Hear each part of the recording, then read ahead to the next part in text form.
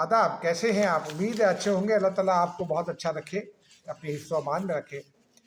बिल्ली थैले से बाहर आ गई और पता चल गया कि क्या हो रहा है। वो तमाम खदशात, वो बहस आज भी जारी है। अपने अपने तौर पर ये हक़ हासिल होता है हर किसी को कि वो ये देखे कि ये जो बुनियादी कलर होता है जिसको मजेंटा कहते हैं इंग्लिश में, वो उसको कोई कहे कि ये पीला कलर है या ये कहे कि ऑरेंज कलर है, ये तो उसकी देखने वाले की आँख पर मुनहसर होता है। इसी तरह आइनी तरमीम में तरमीम अच्छी है या बुरी, ये समझने वाले की समझ पर होता है। उसको किसी को भी गलत नहीं कहा जा सकता, लेकिन अगर किसी की समझ दुरुस्त नहीं है उसको दुरुस्त किया जा सकता है, क्योंकि और ये कैसे इसका इफेक्ट क्या है ये हम आपको आगे बताएंगे। ये अलबत्ता बताते हैं कि इसमें एक बात और जो है वो बड़ी ही और शायद वो दुरुस्त बात भी हो हुकूमत की नज़र में, अपोजिशन उसको भी तनकीद का निशाना बनाएगी यकीनी तौर पर। उस पर भी बात करेंगे कि वो क्या है। पहले आपको बता देते हैं कि कितने आर्टिकल्स में तरमीम हुई और वो कौन कौन से हैं। बुनियादी तौर पर तो 48 आर्टिकल्स हैं जो हुकूमती मसवदे में शामिल हैं, जिनमें तरमीम की गई की तजवीज़ की गई है, और 3 शेड्यूल हैं। शेड्यूल 3 है, शेड्यूल 4 है, शेड्यूल 5 है। ये आइन में तरमीम से ही मुतालिक है। इन तरमीम का फिर इफेक्ट होना होता है, नीचे फिर कवानीन बनने होते हैं, फिर रूल्स बनने होते हैं। उसके साथ साथ वो जो आर्टिकल 48 में तजवीज़ की गई है तरमीम, वो बड़ी इम्पॉर्टेंट है, इसलिए कि आर्टिकल 48 जो है वो सदर के इस्तिस्ना से मुतालिक है। उसमें एक तरमीम तो हुकूमती मसवदे में ये है कि ये जो सदर है इसको ये जो इस्तिस्ना हासिल हो क्रिमिनल प्रोसीडिंग्स से, ये ताहयात हो कि बस वो सदर हो गया, उसके बाद अगर कोई जुर्म है तो वो उसके खिलाफ मुकदमा दर्ज हो जाएगा, दाखिल दफ्तर हो जाएगा। बुनियादी तौर पर ये आइन में शामिल किया गया था सदर को, चूँकि सदर फेडरेशन का हेड होता है और फेडरेशन के हेड को तनाज़ात से बचाने के लिए शामिल किया गया था। अब हम हर चीज़ को चूँकि लपेटना भी चाहते हैं, और पाकिस्तान एक ऐसी सोसाइटी है जहाँ अगर किसी ख़ानदान में कत्ल हो जाता है, और ये मैंने ज़िम्मेदारी से कह रहा हूँ इसलिए कि मैंने कई बार ऐसा देखा भी है, खुदा न खास्ता कत्ल भी हो जाता है ना बिरादरियों में, तो वो ये सोचते हैं कि ये नहीं सोचते कि वो जो मकतूल फैमिली है उसके बच्चों का क्या बनेगा, वो तय करे उसका जनाजा कब होना है, रिश्तेदारों को इतला देनी है, कैसे देनी है। वो ये तय कर रहे होते हैं कि इसमें फंसाना किसको किसको है। ये पाकिस्तान के तकरीबन चारों सूबों में ये सूरत हाल है। मैं चूँकि सिंध में पला बड़ा हूँ, पंजाब में बहुत अरसा रहा हूँ, बल्कि अभी रह रहा हूँ, मैंने अमलन ये सूरत हाल देखी है। तो उस सोसाइटी में हम तो किसी को इज़्ज़त देना ही नहीं चाहते। अब सदर मुमलिकत के ओहदे पर जो आदमी फाइज हो गया, कम से कम 5 साल जब तक वो रहता है, तो उस वक्त तक तो उसको इज़्ज़त हासिल करनी चाहिए, वरना तो रोज़ बेचारा अदालतों में पेश होगा, और फिर अदालतों में इन पर्सन भी पेश होना पड़ता है। शहबाज शरीफ साहब पेश होते हैं अभी भी। और अब हुकूमत ने उसमें यह भी किया है कि शहबाज शरीफ को या मुस्तकबिल के वज़ीर-ए-आज़म को बचाने के लिए उनको भी शामिल कर दिया जाए उसमें। मेरे ख्याल में ये मुनासिब बात नहीं है। सदर मुमलिकत चूँकि फेडरेशन का रिप्रेजेंटेटिव है, फेडरेशन का हेड है, उसी के नाम से सारी फाइलों पर जो है वो मंजूरी होनी है। तमाम काम जो फेडरेशन के है वो उसी के दस्तखतों से सरअंजाम पाने हैं, तो उसका तो ठीक है। लेकिन प्राइम मिनिस्टर चूँकि अवामी नुमाइंदा होता है, उसको ड्यूरिंग दी ऑफिस इसी आइन में जो 48(2) है, 48(3) है, उसमें उनको भी ये इस्तिस्ना हासिल है, वफाकी वज़रा को भी हासिल है, चीफ मिनिस्टर्स को, गवर्नर्स को, और प्रोविंशियल जो वज़रा हैं उनको भी ये हासिल है कि वो कंडक्ट ऑफ देयर ड्यूटीज़ वो उन पर वो नहीं हो सकता कि उन्होंने ये फ़ैसला क्यों किया। फ़ैसला साजी की इख्तियार देने के लिए उनके ऊपर ये मुकदमा नहीं हो सकता कि उन्होंने ये फ़ैसला क्यों किया। ये उनको पहले से तहफ़्फ़ुज़ हासिल है। लेकिन चूँकि अब हम अदालतों में घसीटते हैं अपने वज़ीर-ए-आज़म को भी, और अदालतें भी बुलाती हैं, अदालतें धड़ल्ले से कहती हैं, ओ जी वज़ीर-ए-आज़म फ़लाँ तारीख़ को पेश हो। अभी इस्लामाबाद हाई कोर्ट पेशी के अहकामात जारी करता रहा है वज़ीर-ए-आज़म को। तो लेकिन मेरा मुनासिब यही होता है कि अगर इसमें ना की जाती है तरमीम, सदर का ओहदा ही रहने दिया जाता है, क्योंकि बिला वजह इसके ऊपर तनकीद होगी। लेकिन ये सिर्फ तजावीज़ हैं, अभी इस पर अभी अमल नहीं हुआ। اس کے ساتھ ساتھ آپ کو یہ بتا دیں کہ آرٹیکل 42 میں ترمیم تجویز کی گئی ہے. یہ آرٹیکل 42 جو ہے کے ساتھ 59 میں ترمیم کی گئی ہے. یہ جو آرٹیکل 59 میں ترمیم ہے یہ سینٹ الیکشن سے متعلق ہے، اور اس ترمیم کے ذریعے اب یہ مقرر کر دی گئی ہے، مقرر کرنے کی تجویز ہے کہ 11 مارچ کو سینیٹر ریٹائر ہو جائیں گے. پہلے اس میں یہ لکھا تھا کہ سینٹ 12 مارچ کو ختم ہو جائے گی اور پھر نیا انتخاب ہوگا. اب وہ کہتے ہیں کہ سینیٹر 11 مارچ کو ختم ہو جائیں گے. اس کے آگے ذیلی وہ جو ترامیم ہے اس میں ایک تجویز یہ بھی ہے کہ یہ ابھی جیسے حال ہی میں ہوا کہ خیبر پختونخوا میں سینٹ کا الیکشن لیٹ ہوا، اس سے صدارتی انتخاب جو ہے وہ بھی ذرا سا لیٹ ہوا. تو اس صدارتی انتخاب کی اس وجہ سے کہ اس طرح کی تاخیر نہ ہو، اس سے بچانے کے لیے یہ کہا گیا ہے کہ جو ہے نا سینٹ الیکشن وہ ایک ہی روز ہوگا. چاروں صوبائی اسمبلیوں میں سینٹ الیکشن ایک ہی روز ہوگا، کم وقت میں ایک دن ہی ہوگا. اچھا، اس کے علاوہ 63A ہے، یہ پولیٹیکل پارٹیز ان سے متعلق ہے جو پارلیمانی پارٹیز ہوتی ہیں. اس کا ہیڈ کون ہوگا، فلاں کیا ہوگا، اختیار کیا ہوگا، کس کس بنیاد پر اس کو نائل کیا جائے گا، اس کی تفصیل ابھی آنا باقی ہے. لیکن یہ 63A میں ترمیم بڑی امپورٹنٹ ترمیم ہوگی، کیونکہ یہ ترمیم لائی گئی تھی لوٹا گیری کو روکنے کے لیے. اپنے ووٹ کے خرید و فروخت کے الزامات لگتے ہیں، تو اس میں مزید کچھ اقدامات کیے جا رہے ہیں تاکہ سخت کیا جائے ووٹ کی پروسیڈنگز کو. اس کے ساتھ ساتھ پھر آرٹیکل 70A ہے، 81 ہے، 93 ہے. یہ جو آرٹیکل 93 ہے یہ بھی امپورٹنٹ ہے، اس لیے کہ یہ آرٹیکل اس میں جو وفاقی کابینہ ہے اس کا سائز اس سے متعلق ہے. اس وقت آئین کے تحت وزیر اعظم کو 5 مشیر رکھنے کی اجازت ہے. اس کے جبکہ یہ آرٹیکل جو ہے ترمیم ہو جانے کے بعد مشیروں کی تعداد جو وزیر اعظم رکھ سکے گا آئینی طور پر وہ 7 ہو جائے گی. تو اس طرح یہ وفاقی کابینہ کے سائز پر فرق پڑے گا. ابھی 11% ہے، تو اعظم نذیر طاہر نے آج یہ بتایا کہ یہ تعداد جو ہے وہ 11% کو بڑھا کر وفاقی کابینہ کی تعداد پارلیمنٹ کے ممبران کی 11% ہے، تو اس کو 13% کر دیا جائے گا. تو اس سے فرق پڑے گا، وہ بھی اسی ترمیم کے تحت ہونی ہے. اس کے ساتھ ساتھ پھر آرٹیکل 100 ہے، 114 ہے، 130 ہے، 165A ہے. یہ صوبوں کے مالی اختیارات سے متعلق ہے اور صوبائی نظم داریوں سے متعلق ہے. پھر بہت ساری ترامیم جو ہے نا وہ آرٹیکل 175 سے لے کر پھر 175A B C D E F G H I J K L M N I J K L یعنی 8-9 جو اس کے آرٹیکلز ہیں 175A B C D E F G H I J K L 13. تو ان کو جو ہے وہ ان میں ترامیم میں یہ تمام آئینی عدالتوں سے متعلق ہیں، جس میں یہ طے کیا جا رہا ہے کہ اور ان کو پڑھ کر یہ لگتا ہے کہ جو فیڈرل جوڈیشل کورٹ ہوگی، کانسٹیٹیوشنل کورٹ ہوگی، معاف کیجیے گا جوڈیشل کورٹ کہہ رہا ہوں، وہ اس کا جو چیف جسٹس ہوگا وہ سینئر ہوگا. کیونکہ ہر جگہ پھر آگے جب وہ آتا ہے کہ چیف جسٹس فلاں شامل ہوں گے فلاں کام میں، فلاں کام میں فلاں شامل ہوں گے، تو اس میں چیف جسٹس کانسٹیٹیوشنل کورٹ پہلے ہے اور chief justice of supreme court بعد میں ہے. یعنی پاکستان کے 2 چیف جسٹس ہوں گے. اور جو میری انٹرپریٹیشن ہے اس میں چیف جسٹس آف پاکستان جو ہیں وہ ابھی تک تو سپریم کورٹ کے چیف جسٹس کہلاتے ہیں، حالانکہ chief justice of supreme court ہی ہیں ابھی بھی آئین کے مطابق. تو اگر کبھی اخبارات لکھیں گے، میڈیا کہے گا، تو شاید فیڈرل کانسٹیٹیوشنل کورٹ جو ہے اس کے چیف جسٹس کو کہے. اس کے علاوہ یہ فیڈرل جو ججز کی اپائنٹمنٹ کا کمیشن ہے، فیڈرل جوڈیشل کمیشن، اس میں فیڈرل جوڈیشل کمیشن اس کی کانسٹیٹیوشن سے متعلق ہے کہ کون ہوگا، کیسے ہوگا، 2 سال کے لیے ہوگا ممبر. اس کے ساتھ ساتھ یہ جو سپریم جوڈیشل کاؤنسل ہے جو ججز کے مواخذے کی بات کرتی ہے، تو وہ بھی ہوگا. یہ تمام اس آرٹیکل سے متعلق ہیں. پھر آرٹیکل جو 200 ہے یہ ججز کی ٹرانسفر سے متعلق ہے.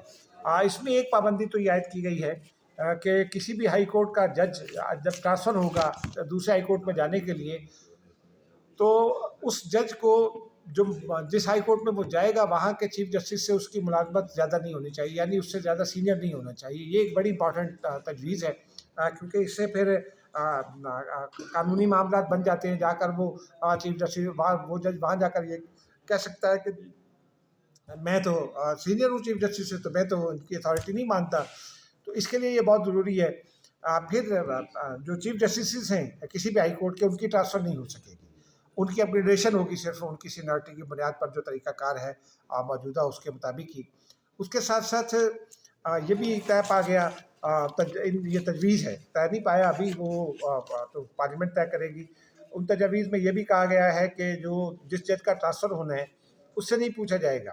اس کی لاجک یہ ہے کہ جناب کسی کی بھی ٹرانسفر کرتے ہیں تو اس سے نہیں پوچھا جاتا، اس کی منشا نہیں پوچھی جاتی، لہٰذا جج کی ٹرانسفر کے مطابق بھی منشا نہیں پوچھی جائے گی۔ کور کمانڈر کو ٹرانسفر کرتے ہیں، کسی نے یہ دلیل دی تو اس کی ٹرانسفر نہیں، اس سے تو نہیں پوچھا جاتا کہ آپ کو کوئٹہ ٹرانسفر کیا جا رہا ہے، کسی سیکریٹری کی ٹرانسفر کی جاتی ہے اس سے نہیں پوچھا جاتا۔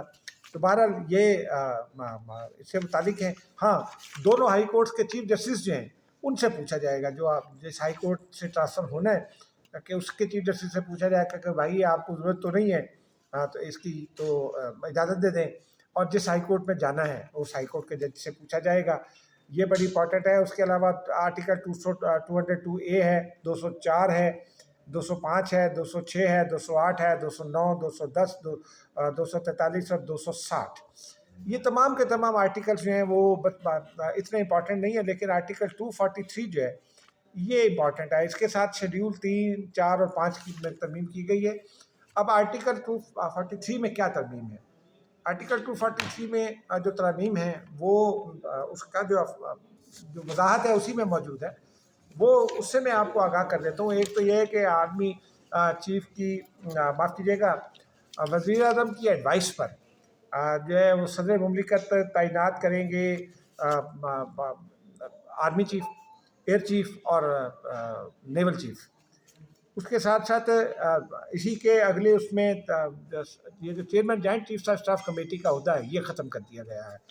یہ عہدہ ذوالفقار علی بھٹو نے 1973 کے اوریجنل آرٹیکل آئین میں متعارف کرایا تھا، اور اس سے پہلے کمانڈر ان چیف ہوا کرتا تھا، یحییٰ خان بھی کمانڈر ان چیف تھے اور ایوب خان بھی کمانڈر ان چیف تھے۔ تو اس وقت پھر بھٹو صاحب نے یہ سوچا کہ یہ جو یحییٰ خان کا جو کریکٹر رہا ہے، یا پھر جنرل پیرزادہ وغیرہ کو انہوں نے ہٹایا تھا، تو انہوں نے اس خیال سے کہ ایک پیرٹی کریٹ ہو اور ادارے جو ہے اداروں کا دائرہ کار کا تعین ہو جائے، تو انہوں نے سی جے سی ایس کا عہدہ متعارف کرایا ہے۔ ایئر مارشل ذوالفقار میری یادداشت کے مطابق پہلے سی جے سی ایس تھے، ان کے بعد ایڈمرل شریف آئے تھے، جب اس وقت تک ذوالفقار علی بھٹو کے خلاف جنرل ضیاء الحق نے کو کر دیا تھا۔ ایڈمرل شریف اس وقت میڈیٹ بھی کر رہے تھے، تو اس کے لیکن پھر بعد میں یہ ان اداروں میں ہوتا یہ رہا کہ اس میں طے یہ تھا کہ سینیورٹی کی بنیاد پر جو ہے نا وہ تمام جو فورسز ہیں ان میں سے جو سب سے سینئر ہوگا اس کو یہ عہدہ ملے گا۔ لیکن افواج پاکستان کا مشرف کے زمانے میں جنرل مشرف نے یہ آواز اٹھائی، اور انہوں نے کہا کہ جی چونکہ بنیادی ذمہ داری ملک کی دفاع کی افواج پاکستان پر ہے، اور پھر پاکستان میں جو سینسٹیو میٹرز ہیں ان کو ڈیل کرنا ہوتا ہے، بھارت کو ڈیل کرنا ہوتا ہے، انٹیلیجنس ایجنسیز اس کے ماتحت ہیں، اور اس لیے یہ فوج کا حق ہے، اور پریکٹیکلی سب کو تسلیم کیا جاتا تھا۔ مشرف کے زمانے میں پہلے جنرل احسان تھے غالباً سی جے سی ایس، ان کے بعد پھر 1999 میں کارگل کے بعد سے پہلے اور کارگل کے بعد کچھ پھٹا پڑ گیا تھا، آپ کو یاد ہوگا، اور پھر ایک رات اچانک یہ خبر آئی، اس وقت یہ خبریں چل رہی تھی کہ جنرل مشرف فارغ کرنے والے ہیں نواز شریف کو۔ پھر اچانک رات کے کوئی 1 بجے مجھے کسی دوست نے خبر دی، اس نے کہا کہ وہ جو گورنمنٹ ہاؤس مری ہے، یعنی پنجاب ہاؤس مری، اس میں ملاقات ہو رہی ہے بڑی امپورٹنٹ۔ میں نے اپنے ایڈیٹر سے بات کی، اور ان کی گاڑی لے کر میں اور میرا ایڈیٹر دونوں مری چلے گئے، اور ہم لوگ باہر کھڑے رہے۔ خیر وہ رات کے 2:30-3 بجے وہ میٹنگ ختم ہوئی، کچھ لوگ ہمیں بھی مل گئے، جنرل مشرف صاحب سے بھی ملاقات ہو گئی ہماری اس وقت، اور اس وقت رویے بھی اتنے سخت نہیں ہوتے تھے ہم لوگوں کے، اور کوئی اتنی سینسٹیوٹیز بھی نہیں ہوتی تھی سیکیورٹی کی۔ تو انہوں نے مجھے دیکھا اور میرے ایڈیٹر کو دیکھا، پہچانتے تھے، تو انہوں نے کہا بھائی تم لوگ کیا لینے آ گئے؟ ہم نے کہا جی وہ آپ کی ملاقات ہو رہی تھی۔ تو خیر میاں شریف صاحب بھی تھے اس ملاقات پہ، نواز شریف صاحب بھی تھے، اور پتہ یہ چلا کہ پھر بعد میں حکومت نے نیکسٹ ڈے، ہم نے تو اسی دن وہ ہماری کاپی رکی ہوئی تھی، تو اس میں ہم نے ذرائع سے یہ خبر دے دی، نیکسٹ مارننگ ارلی مارننگ حکومت نے اعلامیہ جاری کر دیا کہ جو chairman joint chief of staff committee کا عہدہ ہے وہ جنرل مشرف کو دیا جا رہا ہے، اور پھر جنرل مشرف ہی اس پر رہے جب تک وہ ریٹائر نہیں ہو گئے۔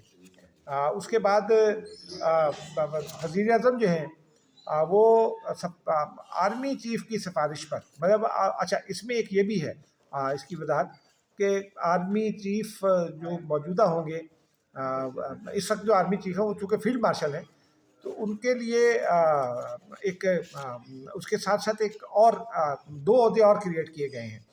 ایک تو فیلڈ مارشل ہے اور دنیا کے کئی ملکوں میں جو ہے وہ مارشل آف ایئر فورس اور مارشل آف فلیٹ بھی ہوتے ہیں. تو پاکستان میں بھی یہ عہدے کریٹ کر دیے گئے ہیں. یہ سیریمونیس عہدے ہیں ایک طرح سے، لیکن ان کو یہ اجازت دی گئی ہے کہ یہ تا حیات وردی پہن سکتے ہیں. اچھا یہ کیوں ہوتا ہے؟ ان کا اس سے ان کے سروس ٹینیور کا معاملہ اس سے افیکٹ نہیں ہوگا. آج اعظم جدید طاہر نے وضاحت کر دی کہ آرمی چیف کی مدت ملازمت 5 سال ہے، اسی طرح ایئر چیف اور نیول چیف کی بھی ہے. تو اس میں یہ ضرورت اس لیے ہوتی ہے کہ دنیا بھر میں جہاں بھی فیلڈ مارشل ہیں یا مارشل آف ایئر فورس ہیں یا مارشل آف نیول فورس ہیں، نیول فلیٹ ہیں، وہ یہ واحد عہدہ ہوتا ہے چونکہ یہ ایک پرائیڈ ہوتا ہے، ایک اعزاز ہوتا ہے. یہ رینک بھی ہوتا ہے لیکن یہ ایک اعزاز بھی ہوتا ہے. جنگ جیتنا کوئی آسان بات نہیں ہوتی. عاصم منیر نے چونکہ جنرل کے طور پر جنگ جیتی ہے تو اس لیے وہ فیلڈ مارشل ہیں. تو ان کو یہ اجازت ہوتی ہے کہ وہ اپنا پرائیڈ جو ہے وہ تا حیات ظاہر کرے اور کسی بھی تقریب میں اپنی وردی میں پہن کر وہ آ سکتے ہیں. ادروائز چونکہ فوج میں رینک تو ریٹائر نہیں ہوتا لیکن پرسن ریٹائر ہو جاتا ہے. تو جو پرسن ریٹائر ہوتا ہے وہ اس رینک کی وردی پھر نہیں پہن سکتا جس رینک سے ریٹائر ہوتا ہے. مثال کے طور پر کوئی بریگیڈیئر ریٹائر ہو جائے، کوئی میجر ریٹائر ہو جائے، کوئی کرنل ریٹائر ہو جائے، کوئی لیفٹیننٹ جنرل ریٹائر ہو جائے، میجر جنرل ریٹائر ہو جائے، حتیٰ کہ آرمی چیف بھی جب ریٹائر ہو جاتا ہے تو وہ اپنی وردی نہیں پہن سکتے آفٹر ریٹائرمنٹ. وردی صرف حاضر سروس فوجی کا حق ہوتا ہے. تو ان کو یہ اجازت ہوتی ہے کہ یہ چونکہ یہ ریئر وردی ہوتی ہے، یہ ریئر رینک ہوتا ہے، تو اس لیے جو ہے وہ یہ مارشل جو ہیں یہ پہن لیں. اور وہ ایک دوست ہے امیر عباس، انہوں نے آپ بھی ان سے بات ایسی طرح مذاق ہو رہا تھا ٹویٹر پر، تو میں نے مارشل ٹیٹو صاحب کا ذکر کیا تو انہوں نے کہا کہ مارشل کا نام اب آئین پاکستان میں بھی آ گیا ہے. وہ پہلے آرمی ایکٹ میں تھا، اب آئین پاکستان میں بھی آ گیا ہے. تو یہ بڑی امپورٹنٹ ہے. لیکن اس سے بھی امپورٹنٹ جو ہے نا، اور یہ بڑی امپورٹنٹ وضاحت اس لیے ہے کہ یہاں باہر ایک کنفیوژن پھیلا ہوا ہے کہ پتہ نہیں فیلڈ مارشل ہو گئے تو اس سے کیا ہو گیا. بات یہ ہے کہ جنرل مشرف تو فیلڈ مارشل نہیں تھے نا، ایوب خان بھی فیلڈ مارشل نہیں تھے. تو کیا کیا تھا انہوں نے؟ جب بھی جو بھی یہ اصل میں پرابلم یہ ہوتی ہے ہماری سوچ کی. جو بھی آدمی اس عہدے پر ہوتا ہے وہ اگر جمہوریت پسند ہے تو نہیں کرے گا، مداخلت نہیں کرے گا. موجودہ فوج مسلسل یہ کہہ رہی ہے کہ مداخلت نہیں کریں گے، تو یقین کرنا چاہیے. لیکن جنرل مشرف نے تو یہ کبھی نہیں کہا تھا کہ میں مداخلت نہیں کروں گا. پھر انہوں نے مداخلت کی بھی، انہوں نے کارگل کے حوالے سے مداخلت کی، انہوں نے اور حوالوں سے مداخلت کی. تو یہ مداخلت کرنے والے پر ہوتا ہے، پرسن پر ہوتا ہے جو اس عہدے پر بیٹھا ہے. یہ لازمی نہیں ہے کہ اس عہدے پر بیٹھا شخص کوئی کر سکے. اور اگر فیلڈ مارشل جو ہیں اگر وہ کچھ کرنا چاہتے تو کر چکے ہوتے. اور ایسا کیا ہے جو وہ ابھی بھی جو الزامات ان پر عائد کیے جاتے ہیں تو وہ تو الزامات ان کے فیلڈ مارشل ہونے سے پہلے سے کیے جا رہے ہیں عائد. تو کیا فرق پڑا ہے؟ کوئی فرق نہیں پڑا. تو یہ بات سمجھنے کی ہے کہ ان عہدوں سے یہ جو وضاحت آ گئی ہے آئینی، اس سے سسٹم پر کوئی اثر نہیں پڑا. اس سے نہ کوئی بدقسمتی ہوئی ہے میرے نزدیک، نہ ہی اسے کوئی خوش قسمتی ہوئی ہے. اس لیے کہ یہ آئینی طور پر چند چیزوں کی وضاحت بہت ضروری تھی. اور یہ اعتراض کیا جا رہا تھا جب فیلڈ مارشل کو یہ ملا اعزاز، تو یہ اعتراض کیا جا رہا تھا کہ جی ان کو کیوں ملا، وہ تو ایئر چیف کو بھی ملنا چاہیے تھا، وہ تو فلاں کو بھی ملنا چاہیے تھا. تو یہ مستقبل میں ان الزامات سے بچنے کے لیے یہ ہے. سی ایس کا عہدہ ختم ہو جائے گا اس لیے کہ اب وہ سی ڈی ایس ہو گیا ہے. اور چیف آف ڈیفینس اسٹاف موجودہ آرمی چیف سے ہی ہو جائیں گے. اور جنرل طاہر شمشاد مرزا کی چونکہ ریٹائرمنٹ ڈیو ہے، کس وقت ہوگی یہ مجھے نہیں پتا، لیکن ان کی ریٹائرمنٹ کے بعد سی ایس کا عہدہ جو ہے وہ ختم ہو جائے گا. اور چیف آف ڈیفینس اسٹاف جو ہیں وہ پھر تینوں سروسز جو ہے نا، یعنی آرمی چیف مقرر کرنا ہے، ان کے نام کی بھی سمری بھیجیں گے. ابھی بھی انکمنگ آرمی چیف کی سمری آرمی چیف ہی بھیجتا ہے، انکمنگ ایئر چیف کی سمری وزارت دفاع کے تحت ایئر چیف بھیجتا ہے. لیکن اب یہ فرق پڑے گا کہ جو سی ڈی ایس ہوگا وہ جو ہے نا تینوں سروسز چیفs کی سمری وزیر اعظم کو ارسال کرے گا، اور وزیر اعظم with consultation in consultation with ہم اور ہز لیگل ڈپارٹمنٹ پھر وہ صدر مملکت کو سمری بھجوائے گا، اور صدر مملکت اس نام کو منظور کر لے گا. یعنی صدر سپریم کمانڈر رہیں گے. تو وہ جو پھیلایا جا رہا تھا کہ پتہ نہیں شاید جنرل عاصم منیر کوئی فیلڈ مارشل عاصم منیر کوئی صدر مملکت کا عہدے پر نظریں جمائے بیٹھے، تو اس میں بھی ایسی کوئی بات نہیں ہوئی۔ اور اب لوگوں نے 28ویں ترمیم کا واویلا شروع کر دیا ہے۔ میرے نزدیک یہ بھی ابھی بہت ابتدائی بات ہے، اور بس شور برائے شور ہے، الزام برائے الزام ہے۔ ہاں یہ ضرور طے ہے کہ ہمارے نظام میں سیاستدان کو سیاستدان بننا پڑے گا، اس کو اپنے اختیارات جو ہیں اس سے جو ہے نا وہ اگر وہ کمزور ہے تو اپنے اختیارات کا تحفظ نہیں کر سکتا۔ دوسری بات یہ ہے کہ عدلیہ کی آزادی کو یقینی بنانا چاہیے۔ اب ان آرٹیکلس میں سب چیزیں بہت اچھی ہیں، دیکھنا ہوگا کہ اس سے کیا فرق پڑتا ہے۔ ایک فرق میرے نزدیک جو ہے نا وہ ذرا جو ہے وہ پتہ نہیں منظور ہوتا ہے یا نہیں ہوتا، وہ سپریم کورٹ کا معاملہ ہے۔ اس میں یہ کہا گیا ہے کہ چیف جسٹس کا جو اختیار ہے سو موٹو کا، وہ ختم ہو گیا۔ وہ 26ویں ترمیم میں بنیادی طور پہ ختم ہوا تھا، ایک کمیٹی بن گئی تھی۔ میرے نزدیک اگر یہ سو موٹو کا اختیار، ایک شکایت آج اعظم نذیر تارڑ نے کی، وہ جائز شکایت تھی کہ جب چاہتا تھا چیف جسٹس وزیر اعظم کو گھر بھیج دیتا تھا۔ افتخار چودھری نے صدر مملکت کے خلاف جو کیا، جس سے یوسفزئی گیلانی کو گھر بھیجا گیا، جس سے ایک پڑا نواز شریف اور اس وقت کے چیف جسٹس سجاد علی شاہ میں، اس میں نواز شریف کو بھی گھر جانا پڑا اور صدر مملکت کو بھی گھر جانا پڑا، جو تھے فاروق لغاری جنہیں بے نظیر بھٹو غدار کہا کرتی تھی۔ پھر بے نظیر بھٹو کے خلاف جس قسم کی کیمپینز میں چیف جسٹس صاحبان شریک ہوتے رہے، تو یہ اس ملک کی بدقسمت تاریخ ہے۔ لیکن اگر انسانی حقوق کو زندہ رکھنا ہے، انسانی حقوق کا تحفظ کرنا ہے، تو چیف جسٹس کے پاس دیگر معاملات میں صرف پارلیمنٹ کو چھوڑ دیں، وزیر اعظم کو چھوڑ دیں، لیکن سی ڈی اے میں، ریلوے میں، پھر کسی جاگیردار کے خلاف، فلاں کے خلاف یہ اختیار تو ہونا چاہیے نا کہ وہ ان معاملات کو روک سکے۔ پھر سپریم کورٹ میں انسانی حقوق سیل بھی ہے، اس کو کام کرنا پڑے۔ صوبائی حکومتوں میں بھی، یہ عدالتوں میں بھی سیل ہیں۔ تو یہ معاملہ امپورٹنٹ ہے کہ انسانی حقوق کا تحفظ یقینی بنانا چاہیے۔ اگر میرے نزدیک وزیر اعظم کو یہ واضح طور پر کر دینا چاہیے کہ چیف جسٹس وزیر اعظم کو گھر نہیں بھیج سکے گا، یہ اختیار پارلیمنٹ کا ہے، اور یہ اختیار پارلیمنٹ میں موجود جماعتوں کا ہے، اس پر سختی سے عمل کرنا چاہیے۔ ورنہ انسانی حقوق جو ہیں، اگر یہ انسانی حقوق کے تحفظ کی یہ دفعات شامل نہ کی گئیں تو میرا خیال ہے پھر تاریخ ہمیں معاف نہیں کرے گی۔ باقی ترمیم کیسی ہے یہ وقت کے ساتھ پتہ چلے گا۔ خدا حافظ۔